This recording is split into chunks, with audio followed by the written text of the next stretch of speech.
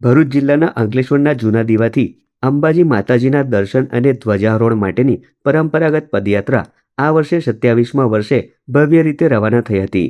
ભાદરવી પૂનમના પાવન પ્રસંગે યોજાતી આ યાત્રા માટે માતાજીના સુશોભિત રથ સાથે કુલ 100થી વધુ પદયાત્રીઓ ભક્તિભાવપૂર્વક નીકળ્યા હતા. યાત્રાનું પ્રસ્થાન થતાં પહેલા ગામમાં માતાજીની પૂજા અર્ચના તથા ભજન કરવામાં આવ્યા હતા, જેમાં મોટી સંખ્યામાં મહિલાઓ સહિત ગ્રામજનો ઉપસ્થિત રહ્યા હતા. 26 વર્ષથી અંબાજીની અસીમ કૃપાથી જૂના દીવાથી પગપાળા સંઘ લઈ અંબાજી જાઉં છું.